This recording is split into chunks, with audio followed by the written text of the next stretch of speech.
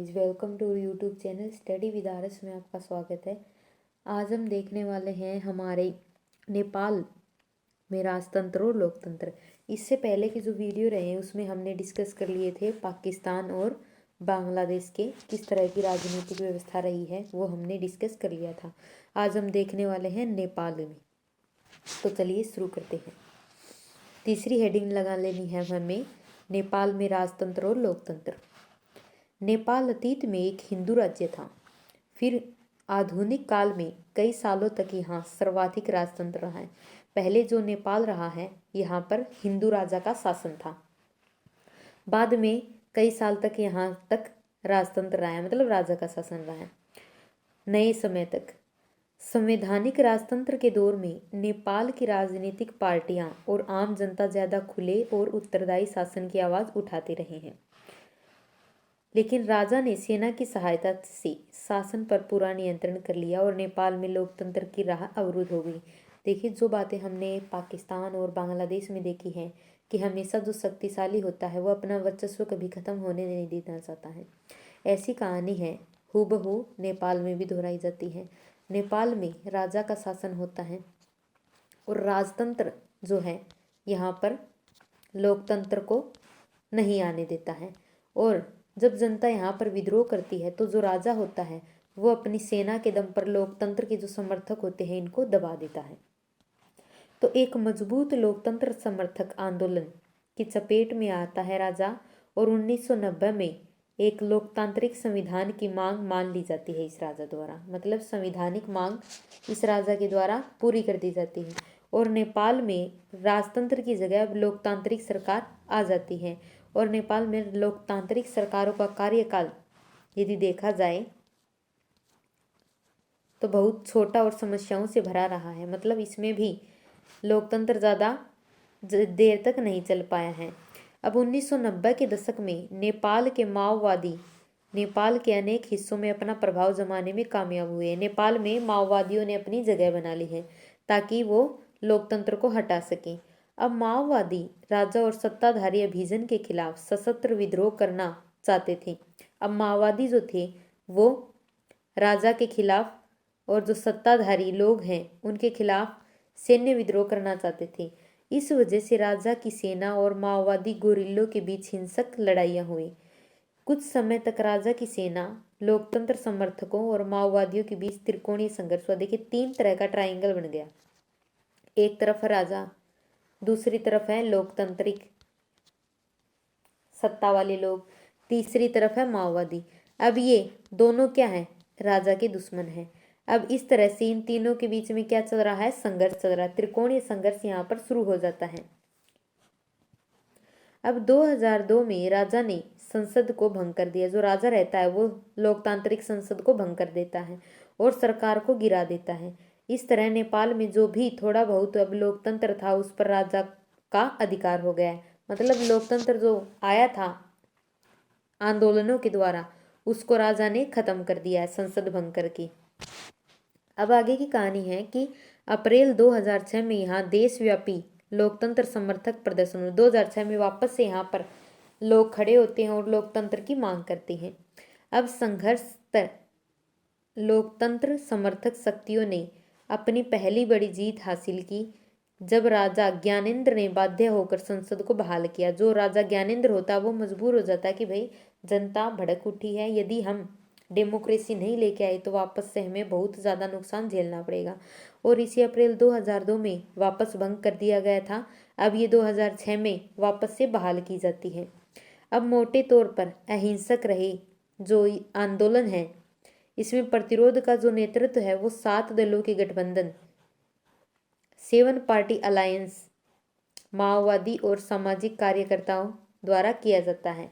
ये जो अहिंसक नेतृत्व ये किया गया है, लोकतंत्र को लाने का जो प्रयास है ये हिंसा वाला नहीं था, ये अहिंसक था, और इसमें जो अहिंसक प्रयास किए गए हैं 7 पार्टी अलायंस और माओवादी और सामाजिक कार्यकर्ताओं द्वारा किए गए हैं। अब नेपाल में लोकतंत्र की आमद अब लगभग मुकम्मल हुई है। अब इस तरह से लोकतंत्र क्या आ जाता है यहाँ पर नेपाल में स्थापित हो जाता है, और नेपाल अपने इतिहास के एक अद्वितीय दौर से गुजर रहा था। कहानी देखिए, नेपाल का संविधान लिखने के लिए वहाँ संविधान सभा का गठन होता। ठीक है भाई, लोकतांत्रिक सरकार आ गई 2006 में। अब वहाँ पर लोकतांत्रिक सरकार बन भी जाती है। अब संविधान सभा भी यहाँ पर बना दी जाती है नेपाल में।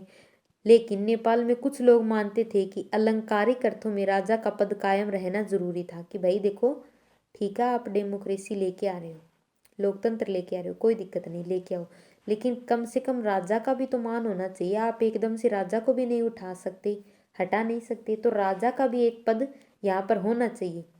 तो कुछ लोग राजा के एक तरह से हितैषी थे, ताकि नेपाल अपने अतीत से जुड़ा रहे। भाई राजा का जो शासन रहा है वो हमारे भूतकाल का एक पहचान रही है, हमारे इतिहास की। तो आप अगर राजा को हटा देंगे तो हमारा पूरा पूरा इतिहास जो है, अतीत जो है, वो हमारे से दूर चला जाएगा।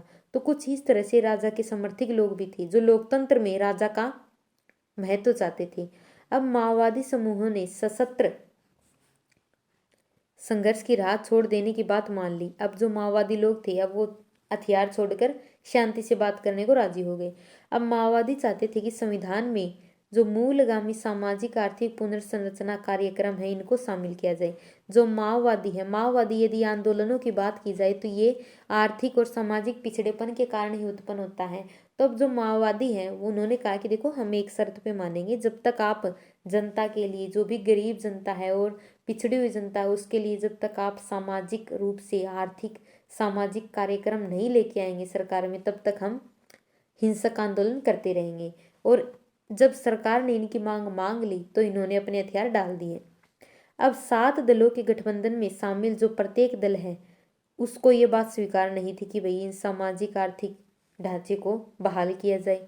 माओवादी और जो कुछ अन्य राजनीतिक समूह हैं, ये भारत की और नेपाल के भविष्य में भारत सरकार की भूमिका को लेकर बहुत शंकित थे। 2008 में नेपाल में राजतंत्र को खत्म करने के बाद लोकतांत्रिक गणराज्य बन गया और 2015 में नेपाल ने अपना नया संविधान बनाया। देखिए, भारत से एक तरह से हम कह सकते हैं कि इन्फ्लुएंस होकर कि भारत जो एक डेमोक्रेटिक कंट्री है, यदि भारत के पड़ोस में यदि राजतंत्र रहता है तो कहीं ना कहीं जो इसके अंतर्राष्ट्रीय संबंध है वो दोनों देशों को ही प्रभावित करेंगे। तो इस तरह से 2008 में पूरी तरह से राजतंत्र खत्म हो जाता है और अब वहां पर पूरी तरह से स्टेब्लिश हो जाता है। 2015 में एक नया संविधान लोकतांत्रिक रूप से बनाया जाता है। तो ये थी नेपाल की कहानी कि किस तरह से नेपाल में राजतंत्र आता है और राजतंत्र जो है वो लोकतंत्र द्वारा हटा दिया जाता है। अब जो हमारा चौथा देश रहा है दक्षिणी एशिया का, वो है, हमें 7 देशों के बारे में यहाँ पर पढ़ना है। तो हमारा चौथा देश चल रहा है यहाँ पर श्रीलंका। श्रीलंका में हम देखेंगे कि जातीय संघर्ष और लोकतंत्र किस तरह का रहा है। हम देख चुके हैं कि आज़ादी 1948 के बाद से लेकर अब तक श्रीलंका में लोकतंत्र कायम है। देखिए, श्रीलंका और भारत, ये दोनों एक ऐसी मिसाल है जहाँ पर आज़ादी के बाद ब्रिटिशों से जब हमें आज़ादी मिली है तब तक आज तक यहाँ पर लोकतंत्र बन रहा है और कायम भी रहा है। लेकिन श्रीलंका को एक कठिन चुनौती का सामना करना पड़ा है। ऐसा नहीं है कि श्रीलंका अनवरत रूप से ही, कंटिन्यू रूप से ही लोकतंत्र चला पा रहा है, कुछ कठिनाइयों का सामना इसे करना पड़ा है। हालांकि ये चुनौती न तो सेना की थी और न ही राजतंत्र की। श्रीलंका को जातीय संघर्ष का सामना पड़ा। देखिए, श्रीलंका के बारे में यदि मैं बताऊं आपको, तो श्रीलंका जो है यहाँ पर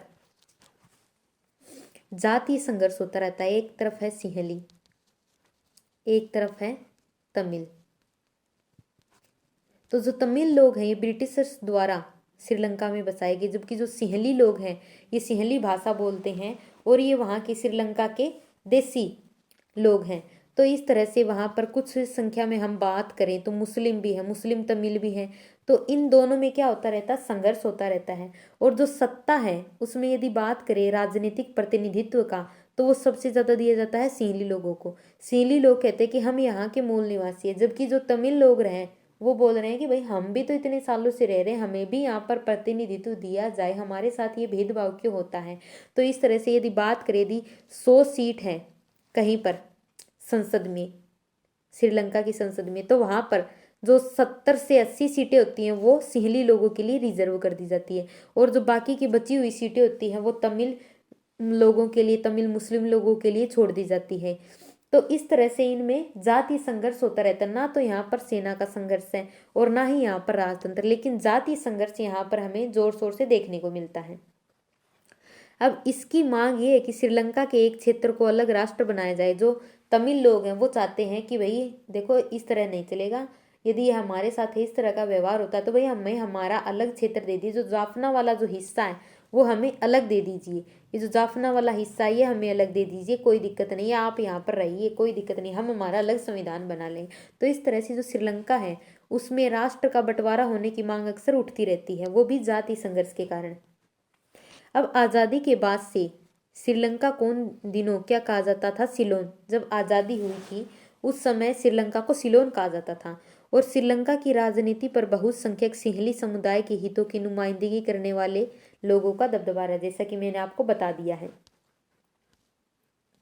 ये लोग भारत दबदबा रहा है, कहाँ से है, हाँ ये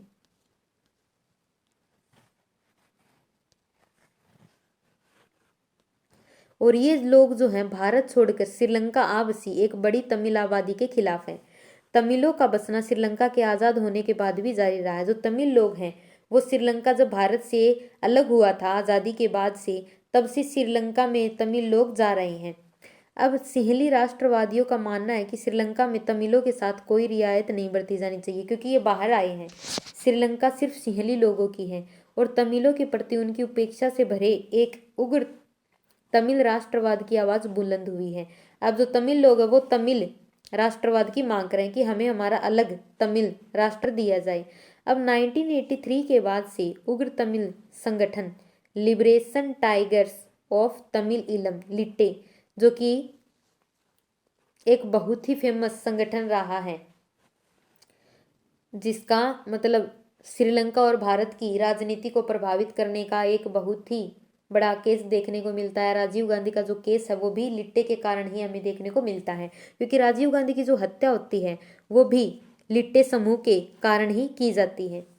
तो श्रीलंका के साथ सशस्त्र संघर्ष कर रहा है जो लिट्टे समूह है, ये है तमिल लोगों का, ठीक है, और ये सिंहली लोगों के साथ संघर्ष कर रहा था।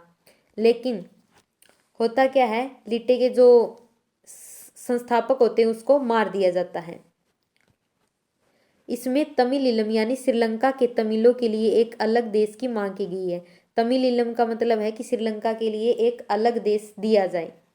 अब श्रीलंका के जो उत्तर वाले भाग हैं इसके पूर्वी हिस्से पर लिट्टे का नियंत्रण है, जैसा कि मैंने आपको बताया है। अब श्रीलंका की समस्या भारतवर्षी लोगों से जुड़ी हुई है, क्योंकि जो तमिल लोग हैं भारत के ही हैं और भारत की तमिल जनता का इनके प्रति बहुत ही एक तरह का प्रेम है कि हमारे तमिल लोगों को यहाँ पर प्रताड़ित किया जा रहा है। और तमिल लोग जो हैं वो भारत की सरकार पर दबाव देते हैं कि हमारे तमिल भाइयों के साथ जो है श्रीलंका में किस तरह का व्यवहार किया जा रहा है। तो इस तरह से वह श्रीलंकाई तमिलों के हितों की रक्षा करें। भारत के तमिल लोग हैं वो चाहते हैं कि भाई देखो श्रीलंका में हमारे जो पूर्वज हैं वो जाके बसे हुए हैं, यदि श्रीलंका में कहीं पे भी हमारे भाइयों के साथ यहाँ पर भेदभाव होता है तो कहीं ना कहीं वो हमारी सरकार पर भी एक तरह का नेगेटिव इम्पैक्ट डाल रहा है। तो भारत सरकार ने समय समय पर तमिलों के सवाल पर श्रीलंका की सरकार से बात की है, क्योंकि सरकार क्या चाहती है, वोट बैंकिंग चाहती है। यदि सरकार चाहती है कि तमिलनाडु के वोट उनको मिले, तमिलों के वोट उनको मिले, तो भाई उनकी जो बात है, उनकी जो मांगे हैं उनको सरकार को मांगनी पड़ेगी। और तमिल लोग चाहते हैं कि भाई हमारे फेवर में आप श्रीलंका की सरकार से बात करें। तो इसलिए भारत की सरकार जो है समय समय पर श्रीलंका की सरकार से बात करती रहती है कि आप श्रीलंका के जो तमिल लोग हैं इनको परेशान ना करें। लेकिन 1987 में भारतीय सरकार जो है श्रीलंका के तमिल मसले में प्रत्यक्ष रूप से शामिल हो जाती है। 1987 में डायरेक्टली कूद जाती है भारत की सरकार। अब करती क्या है भारत की सरकार ने श्रीलंका से एक समझौता किया, ठीक है, वही कर लिया। श्रीलंका सरकार और तमिलों के बीच रिश्ते सामान्य करने के लिए भारतीय सेना को भेजा गया। भारत ने किया क्या कि देखो ये भारत है और ये श्रीलंका है, ठीक है। अब भारत ने श्रीलंका से रिश्ते अच्छे बनाने के लिए क्या किया, भारतीय सेना को यहाँ पर भेज दिया और आखिर में भारतीय सेना ने लिट्टे के साथ संघर्ष में फंस गई। जो भारतीय सेना यहाँ से गई थी और ये जो पूर्वी हिस्से में जो यहाँ के जो लिट्टे संगठन के जो लोग हैं, इनके साथ सेना संघर्ष में फंस जाती है। अब भारतीय सेना की उपस्थिति को श्रीलंका की जनता ने भी कुछ खास पसंद नहीं किया। भारत की जो सेना गई वहां पर, श्रीलंकन लोगों ने भी कहा कि भाई देखो, हमारे देश में इंटरफेयर करना सही नहीं है, आप यहाँ से जाओ। भारतीय सेना को वहां से जाने की बात कहने लगी जनता भी। अब होता यह है कि श्रीलंकाई जो जनता है वो सोचने लगी कि भारत श्रीलंका के अंदरूनी मामलों में दखल दे रहा है। 1989 में भारत ने अपनी शांति सेना लक्ष्य हासिल किए बिना वापस बुला ली। भारत ने शांति सेना नाम से भाई शांति स्थापित करके आओ, ये जो लिट्टे यहाँ पे उत्पात मचा रहा है इसको शांत करके आओ। लेकिन होता यह है कि भारत की सरकार जो है वो अपनी सेना को वापस बुला लेती है, क्योंकि जो सेना वहां पर भेजी गई है ना, तो वो लिट्टे पसंद करता है उस सेना को, और ना ही जो श्रीलंका की जनता है वो पसंद करती है। वो चाहते हैं कि भाई हम हमारा अंदरूनी मामला खुद सलटेंगे, आप मत दखल दो यहाँ पे। तो श्रीलंका के इस संकट का हिंसक चरित्र देखने को हमें मिलता है। अंतर्राष्ट्रीय मध्यस्थ के रूप में आता है नॉर्वे और आइसलैंड जैसे जो स्कैंडिनेवियाई देश हैं। युद्ध दोनों पक्षों को आपस में बात करने के लिए राजी कर रहे थे। अब श्रीलंका का जो यहाँ पर हिंसा फैलती है, इसमें दो लोग बिचौले बन के आते हैं। पहला है नॉर्वे, दूसरा है आइसलैंड। ये दोनों है स्कैंडिनेवियाई कंट्री। ये बोलते हैं भाई लड़ो मत, देखो शांति से सुलझा लो, आपस में बातचीत करके मसले को सुलझा लो, क्यों लड़ रहे हो। अंततः संघर्ष क्या है भाई, समाप्त हो जाता है, क्योंकि 2009 में लिट्टे को खत्म कर दिया जाता है। लिट्टे ही नहीं रहेगा तो संघर्ष किससे रहेगा। अब संघर्षों की चपेट में होने के बाद भी श्रीलंका ने अच्छी आर्थिक वृद्धि और विकास के उच्च स्तर को हासिल किया है। देखिए कितना अच्छा पॉइंट यहाँ पे दिया गया है कि लगातार यहाँ पर लिट्टे भी रहा है, भारतीय सेना के साथ भी संघर्ष रहा है, ठीक है, साथ ही यहाँ पर जनजातीय संघर्ष भी रहा है। लेकिन इन सभी चीज़ों के बावजूद श्रीलंका अपने पैरों पर खड़ा हुआ है, और खड़े होने के बाद इसने अच्छी इकोनॉमिक ग्रोथ भी की और अपनी जनता का विकास भी किया। ये एक बहुत अच्छी बात है श्रीलंका की। हालांकि हम कह सकते हैं कि भैया जनसंख्या की दृष्टि से, क्षेत्रफल की दृष्टि से छोटा है, तो भारत की तुलना में इसको करने में ज़्यादा जोर नहीं है। लेकिन अगर हम बात करें तो समस्याएं इसके सामने भी कम नहीं थी, बहुत ज़्यादा समस्या थी, लेकिन समस्याओं से उबरते हुए इसने अपने विकास को एक प्रोग्रेस दी है। अब दक्षिणी एशिया की यदि बात करें, जनसंख्या की वृद्धि दर सफलतापूर्वक नियंत्रण करने वाले विकासशील देशों में श्रीलंका क्या है, पहले नंबर पर है। श्रीलंका ऐसा पहला देश है जिसने अपने देश की जनसंख्या पर एक कंट्रोल किया, सफलतापूर्वक कंट्रोल किया है। और दक्षिणी एशिया के देशों में सबसे पहले श्रीलंका ही है जिसने अपनी अर्थव्यवस्था का उदारीकरण किया। तो ये प्रीलिम्स के लिए हमारे लिए एक फैक्ट आ गया कि दक्षिणी एशिया का ऐसा कौन सा देश है जिसने सर्वप्रथम उदारीकरण की प्रक्रिया को अपनाया है, तो है भाई श्रीलंका। और दूसरा है कि दक्षिणी एशिया का ऐसा कौन सा देश है जिसने सर्वप्रथम अपनी जनसंख्या नियंत्रण पर सफलता हासिल की है, तो भी क्या होगा, श्रीलंका। ये इसकी दो अच्छी बातें हमें याद रखनी है, नोट कर लेनी है। अब गृह युद्ध से गुजरने के बावजूद कई सालों से इस देश का प्रति व्यक्ति जो घरेलू उत्पाद है, जीडीपी है, दक्षिणी एशिया में सबसे ज़्यादा। देखिए कितनी अच्छी बात, तीसरी अच्छी बात आ रही है। पहली बात तो ये कि इसकी ग्रोथ अच्छी है, इकोनॉमी ग्रोथ अच्छी है। दूसरी ये लिबरेशन कर दिया। तीसरी ये है कि जनसंख्या नियंत्रण कर दिया। तीसरी है कि इसकी जीडीपी अच्छी हो गई। अब अंदरूनी संघर्ष के झंझावातों को झेल कर भी श्रीलंका ने लोकतांत्रिक राज्य व्यवस्था कायम रखी है। तो इस तरह से हम देख सकते हैं कि संघर्षों के बावजूद भी हम समस्याओं से उबरकर एक अच्छा मार्ग देख सकते हैं। तो ये था हमारा श्रीलंका और नेपाल का, हमने देख लिया है। अब देखते हैं कि भारत पाकिस्तान संघर्ष क्या है। तो हमारी जो नेक्स्ट हेडिंग लगानी है हमें, भारत पाकिस्तान हेडिंग 5वें नाम से हमें लिख लेनी है, 5वें नंबर से हमें लिख लेनी है। देखते हैं, अब घरेलू राजनीति के दायरे से बाहर निकले तो इस क्षेत्र के जो अंतर्राष्ट्रीय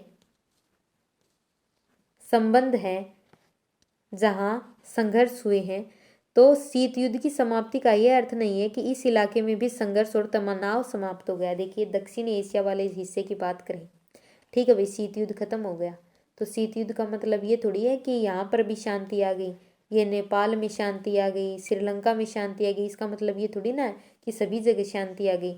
हम आंतरिक लोकतंत्र या जातीय संघर्ष के मसलों पर टकराव देख चुके हैं, लेकिन कुछ महत्वपूर्ण संघर्ष अंतर्राष्ट्रीय प्रकृति के भी हैं। दक्षिणी एशिया में भारत की स्थिति क्या है? केंद्र ये देखिए, सभी के सभी क्या है, इसके चारों ओर खड़े हुए हैं, इसकी बहनों की तरह खड़े हुए हैं। जैसे शादी में फीता कटाई पे नहीं खड़े रहती, उसकी एक बीच में होती है मेन हीरोइन और उसके आसपास उसकी 3-4 छोटी मोटी बहनें होती हैं। इसी तरह से क्या है, ये भारत है, ठीक है, और ये मेन लीड रोल में अपना इंडिया, और इसके चारों और ये क्या है, इसकी छोटी मोटी बहनें हैं। तो इस तरह से केंद्रीय स्थिति में क्या है, अपना इंडिया। तो इन वजह से इनमें से अधिकांश संघर्षों का जो रिश्ता रहा है वो भारत से रहा। देखो भाई, दक्षिणी एशिया में सबसे बड़ा देश कौन है? भारत, और बाकी क्या है, इसकी छोटी बहनें, ठीक है। अब सब देश चाहते हैं कि भाई देखो, अगर इधर से कोई बात होती तो भी भारत पर प्रभाव पड़ेगा, यदि इधर से कोई बात होती तो भी भारत को प्रभाव पड़ेगा। चारों ओर से भारत क्या है, केंद्रीय स्थिति में है। यदि भारत करेगा तो भी इन पर प्रभाव पड़ेगा। तो चाहे इधर से बातें हो या उधर से, दोनों पर प्रभाव पड़ने वाला है।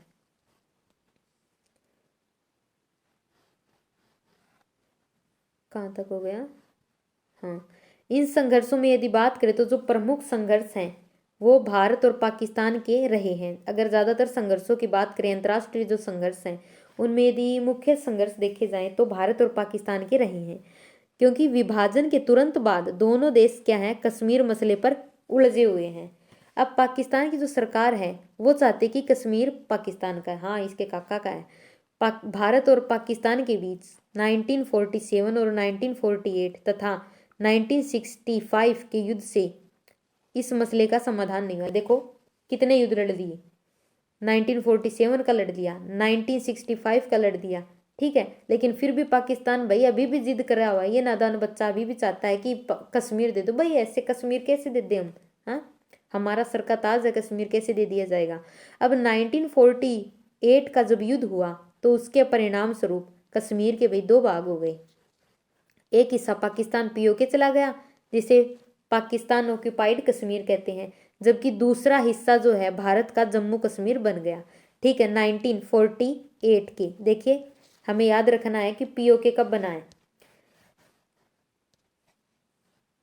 पीओके जो बना है 1948 में भारत और पाकिस्तान, ठीक है, भारत और पाकिस्तान के बीच में युद्ध होता है।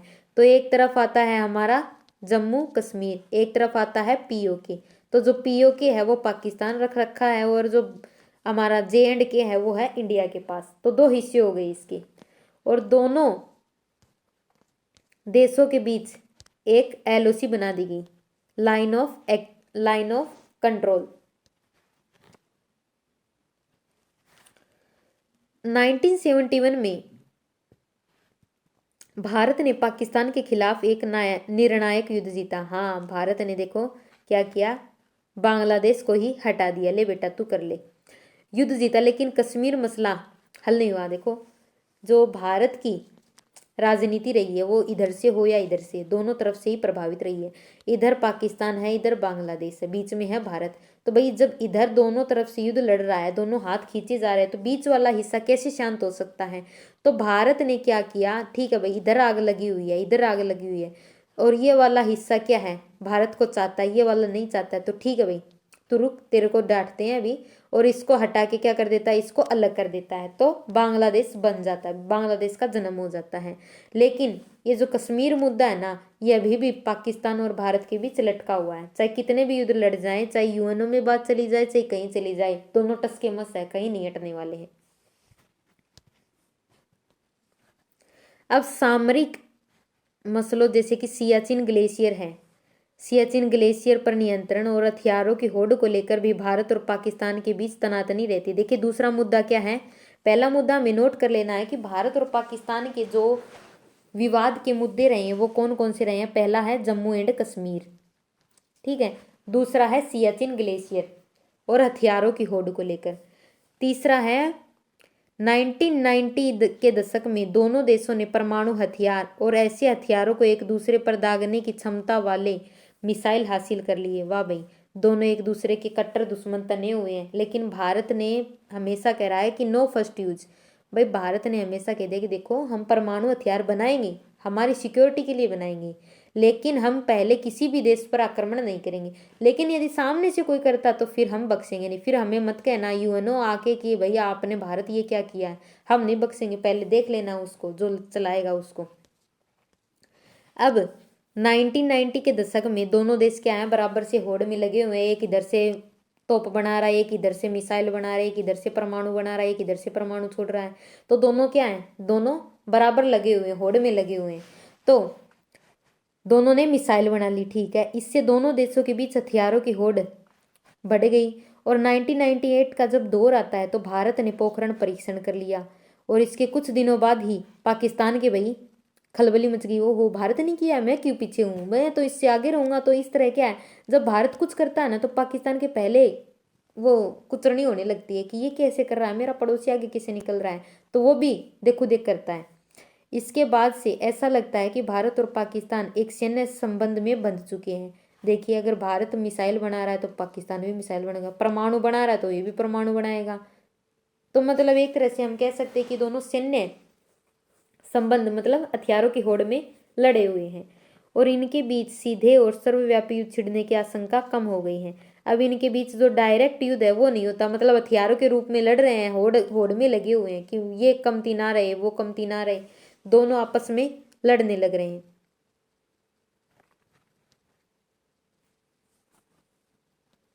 अब देखिए नेक्स्ट है, लेकिन दोनों देशों की जो सरकारें हैं लगातार एक दूसरे को संदेह की नज़र से देखती है। दोनों क्या एक दूसरे को कुंठा की नज़र से इस तरह का फेस बनाए हुए हैं, दोनों एक दूसरे की तरफ शंका का।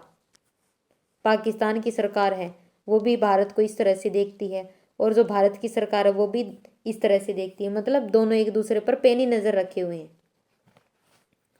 भारत की सरकार क्या कहती है, भारत की सरकार भी आरोप लगाती है कि पाकिस्तान सरकार ने लुके छुपे ढंग से हिंसा की रणनीति जारी रखी है। हमेशा भारत क्या कहता है कि भाई ये हमेशा क्या करता है, सीज फायर का उल्लंघन करता है, और आरोप है कि वह कश्मीरी उग्रवादियों को हथियार प्रशिक्षण और धन देता है। हमेशा भारत कहता है कि भैया जो कश्मीर के जो नागरिक है ना, ये कश्मीर के नागरिकों को क्या कर रहा है, ये पाकिस्तान अपने उग्रवादियों को घुसा रहा है, और यहाँ के नौजवानों को बिगाड़ रहा है। पत्थर जो फिकवाता है ना, ये यहाँ का ही फिकवाता है, सबका सब पाकिस्तान का किया धरा है।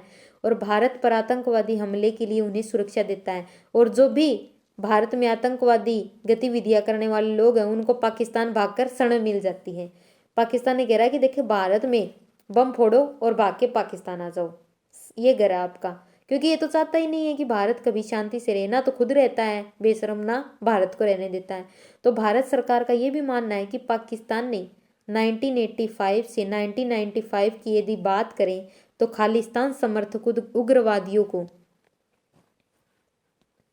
पाकिस्तान ने गोले बारूद दिए थे। देखिए एक ये पाकिस्तान कम था जो खालिस्तान भी आ गया।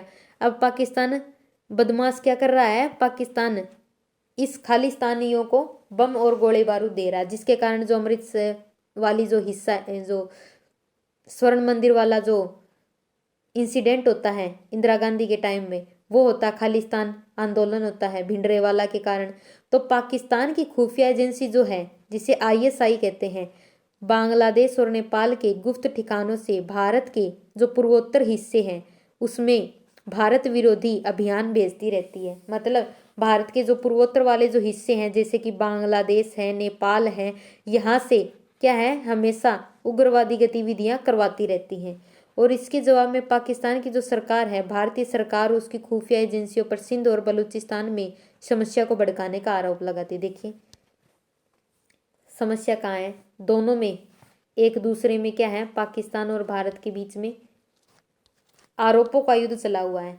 पाकिस्तान कहता है कि ये जो भारत है ना, ये बलूचिस्तान वाले लोगों को भड़का रहा है, मेरे बलूचियों को भड़का रहा है, जबकि जो इंडिया है वो कहता है कि ये हमारे कश्मीरियों को भड़का रहा है, इधर ये हमारे नॉर्थ ईस्ट में हिस्सा फैला रहा है। तो दोनों क्या है एक दूसरे पर आरोप प्रत्यारोप करते रहते हैं। अब भारत और पाकिस्तान के बीच एक तीसरा विवाद आ गया। पहला विवाद हमने देखा कि जम्मू कश्मीर का है, दूसरा देखा हमने सियाचिन ग्लेशियर का, और तीसरा देखा हमने परमाणु हथियारों की होड़ का। चौथा है अब ये नदी विवाद, ये हमें पॉइंट लिख लेने हैं, नदी विवाद। इस तरह के जितने पॉइंट मैंने बताए हैं सभी के सभी नोट कर लेने हैं। अब भारत और पाकिस्तान के बीच नदी जल के बंटवारे के सवाल पर भी तनातनी होती रहती है। 1960 के दशक तक दोनों के बीच सिंधु नदी के इस्तेमाल को लेकर तीखे विवाद हुए। दोनों लड़ रहे हैं कि सिंधु नदी का पानी मेरा है, वो कह रहा मेरा है, दोनों लड़ते रहते हैं हमेशा। संयोग से 1960 में विश्व बैंक की मदद से भारत और पाकिस्तान ने सिंधु जल समझौता कर लिया। अब देखिए, भारत और पाकिस्तान की पहले से जो तनातनी थी वो तो थी, अब जो चौथी लड़ाई थी वो थी पानी को लेकर। पाकिस्तान वाले कह रहे हैं कि सिंधु नदी का पानी मेरा है, भारत कह रहा है कि मेरा है। अब बीच में आता बेचारा वर्ल्ड बैंक, वो कहता है कि देखो भाई लड़ो मत, ऐसा करो दोनों बांट बांट के ले लो, पानी तो है, क्यों लड़ रहे हो। तो विश्व बैंक आता है 1960 में और दोनों के बीच करवा देता है सिंधु जल संधि। ठीक है, दोनों साइन भी कर देते हैं। अब ये संधि जो है भारत और पाक के बीच सैन्य संघर्षों के बावजूद अभी भी कायम है। देखो हम लड़ेंगे आपस में, हमारी सेनाएं लड़ेंगी, देखो, लेकिन ये पानी नहीं रुकना चाहिए भी। देखो लड़ते रहो, कोई दिक्कत नहीं है, पानी पी के लड़ो, कोई दिक्कत नहीं है। आपकी सेना लड़ रही है, कोई दिक्कत नहीं है, आप भी पानी पी के लड़ो, हम भी पानी पी के लड़ेंगे। संघर्ष जारी है सेना का, लेकिन पानी बहता रहना चाहिए। पाकिस्तान में नहीं रुकना चाहिए, ना इंडिया में रुकना चाहिए। तो मतलब एक तरह से जो सिंधु जल समझौता है वो अभी भी काम कर रहा है। हालांकि सिंधु जल संधि की जो व्याख्या है और नदी जल का जो इस्तेमाल है कि कितना कितना होना चाहिए, इस पर अभी भी कुछ छोटी मोटी बातें चलती रहती हैं। जैसे कि कच्छ के रण में सरक्रिक की सीमा रेखा को लेकर दोनों देशों के बीच मतभेद है। अब देखो 5वीं लड़ाई, देखो हद हो रही भाई, भारत पाकिस्तान तो दोनों एक दूसरे के जन्मजात शत्रु बने हुए हैं। अब 5वीं लड़ाई आ रही है, जो कच्छ वाला जो एरिया है ना, ये इधर वाला जो एरिया है भारत का, ठीक है, यहाँ पे आ रही है कच्छ की जो सरक्रिक की सीमा रेखा है, इसमें दोनों में विवाद है। ये विवाद है तो छोटा, लेकिन फिर भी क्या है, एक तरह से टेंशन ही है, विवाद छोटा हो या बड़ा, लेकिन इस तरह के दुश्मनों में यदि विवाद हो तो वो बड़ा ही दिखता है।